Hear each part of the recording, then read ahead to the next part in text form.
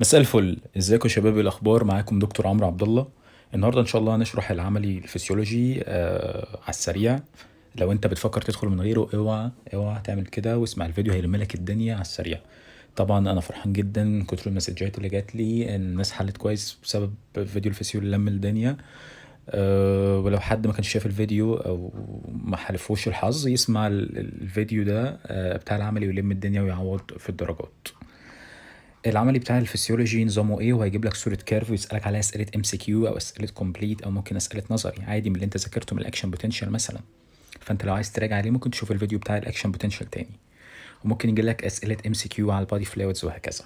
طبعا لو انت مش فاهم حاجه ممكن تسالني على الواتس على رقمي ده.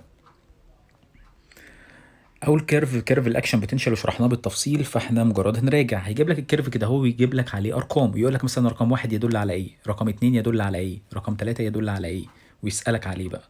فرقم واحد ده ريستنج ممبرين بوتنشال، واحنا شرحنا الاكشن بوتنشال بالتفصيل. لو عايز تشوف الشرح تاني شوف الفيديو اللي قبله، هحط لك اللينك في الديسكربشن لو عايز تشوف الشرح بالتفصيل.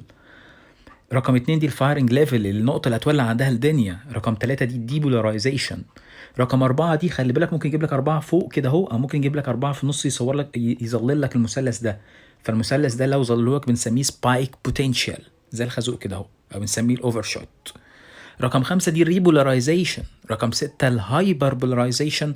رقم سبعة الريستنج ممبرين بوتنشال. لو مش فاكر الحاجات دي اتفرج على فيديو الاكشن بوتنشال، سرعه كده اضربه في اتنين وانجز الدنيا. الاكشن بوتنشال بتاع الكاردياك ماسل ممكن يجيب لك الكيرف بتاع الكاردياك ماسل، يقول لك ده ايه، فانت تقول له الاكشن بوتنشال بتاع الكاردياك ماسل. يقول لك واحد ايه، واحد برضو الريستنج ممبرين بوتنشال. طب اتنين الفايرنج ليفل، تلاتة الريبولاريزيشن، أربعة السبايك بوتنشال، خمسة اللي هي ايه، بص السمول ريبولاريزيشن. طب ستة دي البلاتو. طب سبعة اللارج ريبولاريزيشن، وتمانية الريستنج ممبرين بوتنشال عادي جدا. خلي بالك ممكن يقول لك ايه الاكسايتابيليتي تشينجز ديورنج الاكشن بوتنشال، ايه التغيرات اللي بتحصل في الاثاره اثناء الاكشن بوتنشال. ويجيب لك فيزز غريبه جدا، بس ساعتها دي مش هنقول ديبولاريزيشن وريبولاريزيشن والحاجات دي. لقيتك مظلل رقم واحد ومظلل لك الديبولاريزيشن وتلت الريبولاريزيشن. دي بنسميها الابسوليوت ريفراكتوري بيريود، فتره الامتناع التام، فتره الامتناع المطلق، ابسوليوت ريفراكتوري بيريود. طب رقم اتنين اللي بالاورنج دي الريلاتيف ريفراكتوري بيريود، ريلاتيف ريفراكتوري بيريود. طب رقم تلاتة دي السوبر نورمال فيز، السوبر نورمال فيز. طب رقم أربعة السب نورمال فيز. طب الحاجات دي يعني ايه؟ الابسوليوت ريفراكتوري بيريود دي فتره الامتناع المطلق، يعني مفيش اي ريسبونس، مفيش اي استجابه لاي مؤثر. مهما تاثر على العصب بستيمولس، مهما تضرب مش حاسس بحاجه. ازاي؟ انا بمثل دايما لما اجي اقول لك روح اعمل لي كوبايه قهوه، فانت بتعمل لي كوبايه قهوه. لو جه حد تاني قال لك اعمل لي شاي هتقول له لا انا بعمل للدكتور قهوه، فانت مش هتستجيب لاي مؤثر تاني واي طلب تاني. تمام؟ فدي الابسوليوت ريفراكتوري بيريود. بتيجي برضو في الام سي كيو، هي عشان ما بتستجابش لاي حاجه فهي لوس اوف اكسايتابيليتي، فقدان في الاثاره تماما مطلق. بص الريلاتيف ريفراكتوري بيريود، عشان اعمل ريسبونس لازم سترونج ستيمولس، لازم مؤثر قوي جدا. لازم يعني مثلا ايه، انا قلت لك اعمل كوبايه قهوه فانت بتعمل لي، راح جه العميد بتاع الكليه قال لك اعمل لي شاي، رحت انت قلت يا عم مش انت يا دكتور، العميد ايه فوق كل حاجه. تمام؟ فرحت ايه عامل ريسبونس، عامل الشاي بتاع العميد. ماشي يا عم، شكرا شكرا، التقدير من ماشي ماشي. فدي لو اكسايتابيليتي، يعني الاثاره قليله. السوبر نورمال فيز الويك ستيمولس بيعمل ريسبونس، اقل ستيمولس بيعمل ايه ريسبونس، فدي الاكسايتابيليتي عاليه. السب نورمال فيز برضه بتحتاج سترونج ستيمولس عشان تعمل ريسبونس، يعني زي الريلاتيف ريفراكتوري بيريود.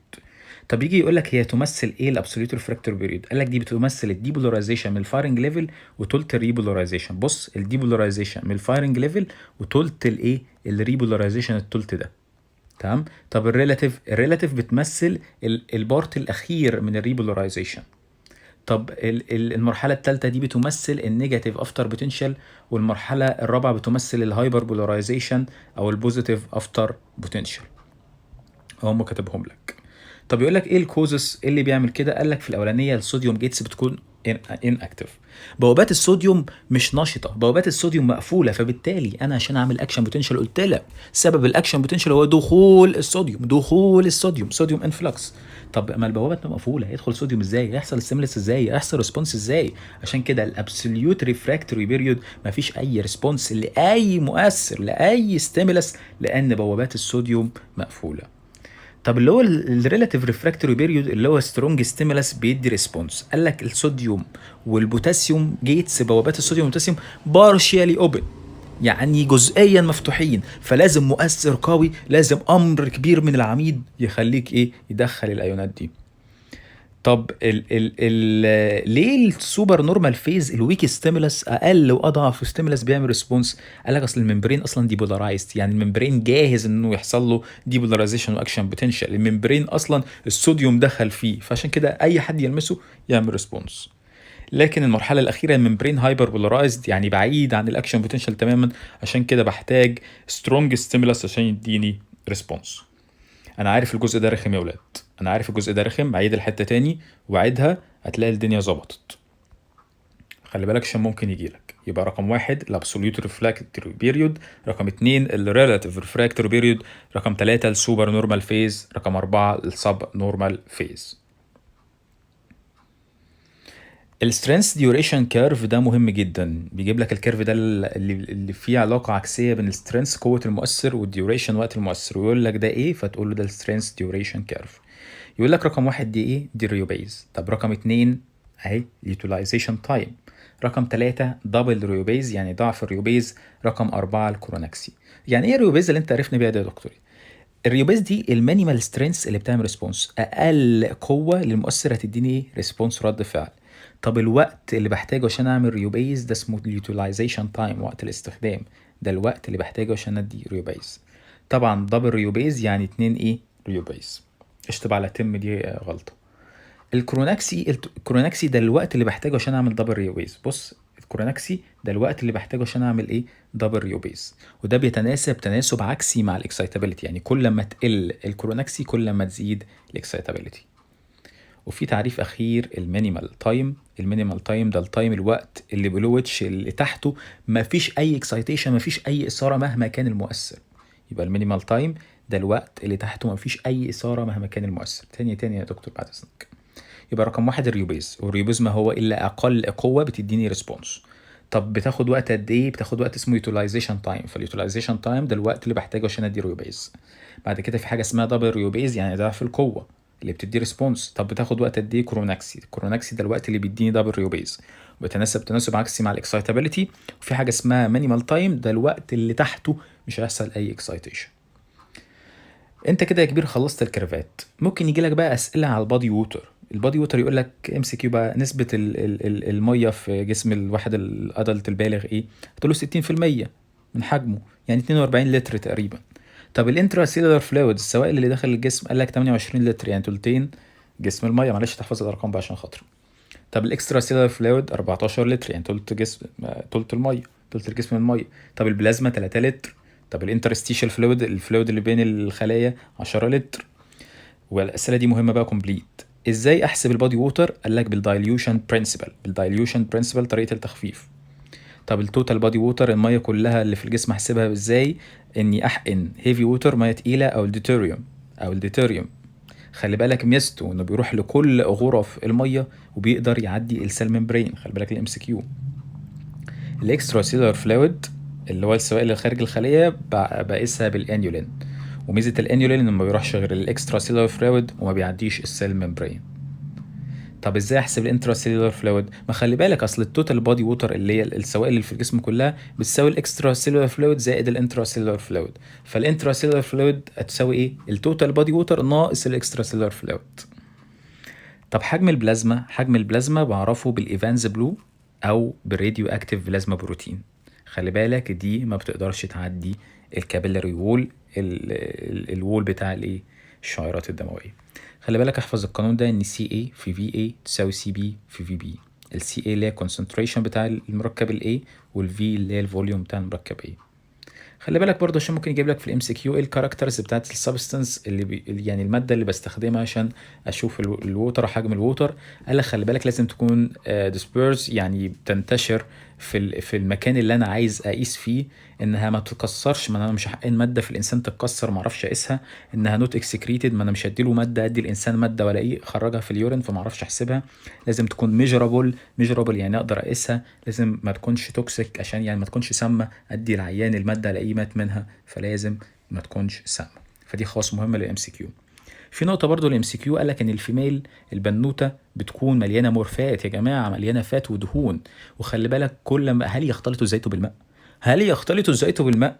فلما تلاقي حد مورفات يبقى ليس ووتر، فخلي بالك الفيميل مورفات زان ميل، عشان كده الفيميل ليس ووتر زان ميل. خلي بالك برضو نقطة مهمة للام سي كيو، التشايلد الطفل عنده ووتر أكتر من الأدلت، والأدلت عنده ووتر أكتر من الراجل الكبير. طب ليه التشايلد عنده ووتر كتير؟ عشان بيجيله دايريا وإسهال، فربنا سبحانه وتعالى مزوده بمية كتيرة عشان يعوض الإسهال وما يجيلهوش جفاف. بعد كده انت يعتبر خلصت الفسيولوجي، انت كده خلاص خلصت الفسيولوجي. شفتوا ملخبطين ازاي؟ الفسيولوجي انتوا كده خلصتوه العملي بتاعها، بس عايزين نشوف كده ايه شويه تحابيش ونقفل الدنيا زيادات كده اهو. يعني ايه الاكسايتابيليتي؟ الاكسايتابيليتي يعني الاثاره، دي قدره النسيج الحي انه يدي ريسبونس، يدي رد فعل لاديكويت ستيمولس. مهمه جدا الكلمه دي، اديكويت ستيمولس يعني مؤثر مناسب، لازم يكون مؤثر مناسب. طب ايه العوامل اللي بتاثر على الاكسايتابيليتي؟ السترينث اوف ستيمولس، قوه المؤثر، هل ضربه خفيفه زي ضربه كبيره؟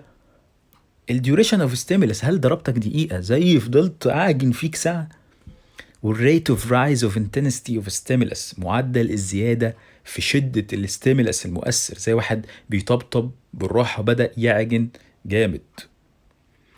خلي بالك انا عايزك تفرق بين السب ثريشولد ستيمولس والثريشولد ستيمولس والسوبرا ثريشولد ستيمولس. انا اقول لك انت عايز تشتري ايفون ب 25000 جنيه، انت دلوقتي لما يبقى معاك 20000 جنيه هتعرف تشتريه؟ لا. فده بنسميه السب ثريشولد ستيمولس، يعني مؤثر مش هيدي ريسبونس. ال 20000 مش هتجيب لي الايفون. طب لو انا معايا ال 25000 اللي يجيبوا لي الايفون، ده اسمها ثريشولد ستيمولس، ده يعني بيقدر يدي ريسبونس. طب لو انت معاك 30000، ده اكتر من ثمن الايفون، فبنسميه سوبرا يعني اكتر ثريشولد ستيمولس. هل هتجيب 2 ايفون؟ لا، هو نفس الايفون. فده بنسميه سيم ريسبونس، نفس رد الفعل بتاع الثريشولد، اصل هجيب نفس الايه الايفون. فخلي بالك ان السب ثريشولد ما بيديش ريسبونس، الثريشولد بيدي ريسبونس، السوبرا ثريشولد بيدي نفس الريسبونس بتاع الثريشولد. قربنا نخلص يا ولاد. ده تركيب النيرف. الخلايا العصبيه بتتكون من دندرايتس اللي هي شبه جذور الشجر دي، والسيل بودي اللي هي جسم الخليه، والاكسون هيلوك اللي بيربط السيل بودي مع الاكسون، والاكسون اللي هو الخيطه اللي نازله دي ومغطياها مايلين شيس وعامله بينهم نودز اوف رانفيير، وفي الاكسون تيرمينال نهايه النيرف. تعال نشوف نقط الام سي كيو في كل واحده. الدندرايتس بتكون شورت صغيره تابرنج مدببه، وبتكون كتيره، شايف كتيره ازاي؟ وبتبعت الامبلس للسيل بودي، يعني بتبعت النبضات العصبيه للسيل بودي. السيل بودي خلي بالك، او اسمها الاسم التاني السوما، فيها نسل جرانيولز، والنسل جرانيولز دي مش موجوده في اي حته غير في السيل بودي بتاع النيرف بتاع النيرون، ودي مهمه للبروتين سينثيسيس. واصحى للام سي كيو. الاكسون هيلك قلنا بيربط السيل بودي السوما مع الاكسون. طب الاكسون عكس الدندرايتس، هو لونج كبير وطويل، هو سنجل واحد بس زيك انت، سنجل بائس كئيب. هو مايلينيتد او نون مايلينيتد، خلي بالك الدندرايتس مش مايلينيتد، نون مايلينيتد، هو بياخد الامبلس اواي فروم ذا سيل بودي. النودز اوف رانفيير اللي بتعملها الشوان سيل بتعمل المايلين شيس، الشوان سيل اللي بتعمل المايلين شيس، فبيبقى بينهم النودز اوف رانفيير. والنودز اوف رانفير دي بتخلي الكوندكشن اوف امبلس سريع، بتخلي توصيل الكهرباء سريع. يعتبر الحاجه اللي قبل الاخيره خلاص خلصنا اهو، الريفلكس اكشن. ايه الريفلكس؟ انت دلوقتي حاطط ايدك الكبيره الجميله اهو، وجه مسمار دخل في ايدك، المسمار ده اسمه ستيمولس، مؤثر، فيستفز مستقبلات الالم في ايدك، البين ريسبتورز، فتبعت للعصب الحسي. العصب الحسي اسمه افرنت نيرف او سنسوري نيرف، عصب الحسي. هيروح للانترنيرون اللي هو في السنتر في السي ان اس في المخ، فيبعت ايفرنت نيرف او موتور نيرف العصب الحركي، فيروح للافكتور اورجان اللي هي العضله، فيخليها تنقبض وتبعد عن الايه، عن المسمار ده. يعني انت لما تتغاظ بتلاقي نفسك شلت ايدك اوتوماتيك. طب شلت ليه ايدك على طول ليه؟ عشان حصل اللفه دي. الاستيمولاس ادى للبين ريسبتورز، فادى للافرين، ادى للانترنيرون، ادى للايفرنت، ادى للافكتور اورجان، فعمل لي ريسبونس. فتصحى عشان ممكن يسالك في المكونات بتاعت الريفلكس اكشن، فتقول له والله ستيمولاس، sensory receptor, afferent, center, efferent, effector organ, response. اخر حاجه ممكن يجيب لك صوره، جاب لك نيرف اهو وقال لك ان الخليه جوه نيجاتيف وبره بوزيتيف، زي ما اتفقنا بره نيجاتيف جوه نيجاتيف وبره بوزيتيف، يبقى ده الريستنج ممبرين بوتنشال. فتقول له الصوره دي صوره ريستنج ممبرين بوتنشال. طب ايه اسبابها؟ طبعا زي ما احنا عارفين اسباب الريستنج ممبرين بوتنشال هي السلكتيف فيرمابيلتي، خاصيه النفاذيه الاختياريه، انها بتعدي حاجات وما تعديش حاجات، الصوديوم بوتاسيوم بومب، وان الممبرين ما بيعديش الانترا سيلولار نيجاتيف بروتين. الممبرين ما بيعديش البروتينز النيجاتيف اللي داخل الخليه، فالخليه بتفضل نيجاتيف. طب لقيت شانل مش عليها بوابه، قناه مش عليها بوابه، يبقى دي ليكج تشانل، دي ما بتحتاجش طاقه، دي بتكون باسيف. تمام. فقال لك خلي بالك، قول خصائصها، قول له نون جيتد مش عليها بوابه، بتكون مفتوحه، والتايم بوابه من غير بواب. لقيت كارير وبيدخل 2 صوديوم يطلع 3 بوتاسيوم، فده الصوديوم بوتاسيوم موب. requirements متطلباتها مهمه جدا، 3 حاجات. بتحتاج كارير حامل انرجي طاقه، اتيبيز انزيم يكسر الطاقه. طب هي بتعمل ايه؟ وظيفتها مهمه جدا، طلع 3 صوديوم، طلع 3 صوديوم، 3 صوديوم اي فلكس، وتدخل 2 بوتاسيوم، 2 بوتاسيوم انفلكس. طب ايه اللي بيوقفها؟ سؤال مهم جدا، الهايبوكسيا والديجيتاليز. الهايبوكسيا نقص الاكسجين، والديجيتاليز الدواء اللي بيعالج الهارت فيلير. اخر حاجه الحاجات اللي كنا شرحناها في النظر عيدها لك تاني، ايه العوامل اللي بتزود الاكسايتابيليتي، العوامل اللي بتزود الاثاره، والعوامل اللي بتقلل الاثاره. لما قلنا دي اللي هي ليها اسم تاني، النيرف بلوك، وانت افتكرت البلوك، والممبرين ستابلايزر. قلنا الورمنج التسخين، انت لما تسخن في العضله في الجيم فبتزيد الاكشن بتاعها ويزيد تاثيرها. الالكالوزز بتزود اي حاجه، لما تزود دخول الصوديوم فانت كده عملت اكشن بوتنشال. وقلنا الصوديوم والكالسيوم اعداء، فلما تقلل الكالسيوم معنى ذلك زياده الصوديوم. ولو زودت البوتاسيوم بره، ما احنا عايزين نعمل اكشن بوتنشال، الاكشن بوتنشال ما هو الا زياده الصوديوم جوه زياده البوتاسيوم بره. وقلنا الكات الكتروتونس اللي هو الكاثود بيزود الاكسايتابيلتي. وخلي بالك تيتاني مرض اكسايتابيلتي ممكن يجيب لك صورته، تلاقي واحد ايده داخله لجوه كده اهو. تمام. فده بسبب ان زياده النيرف اكسايتابيلتي. اللي بيعمل ديكريز اكسايتابيلتي يعكسهم، يعني الورمنج والكولينج، الالكالوزس والاسيدوزس، انكريز صوديوم اول ديكريز صوديوم، وهكذا. ايه خصائص الاكشن بوتنشال؟ والسؤال مهم جدا، انه بيحتاج الثريشولد ستيمولاس، لازم مؤثر مناسب. الايفون ابو 25 لازم propagates in both direction، بينتشر في جميع الاتجاهات، يتبع قانون all or none law، اوبي all or none law، لا نستثار كلنا، لا كل الاعصاب تستثار، لا محدش هيستثار خالص. caused by ionic changes، يعني بتحصل بسبب تغير في الايونات، بتحصل بسبب تغير في الصوديوم والبوتاسيوم زي ما احنا عرفنا. بتحتاج constant duration، وقت الاكشن بوتنشال ثابت في كل الاعصاب. تمام. وكده يبقى خلصنا العملي بتاع الفسيولوجي. تمام.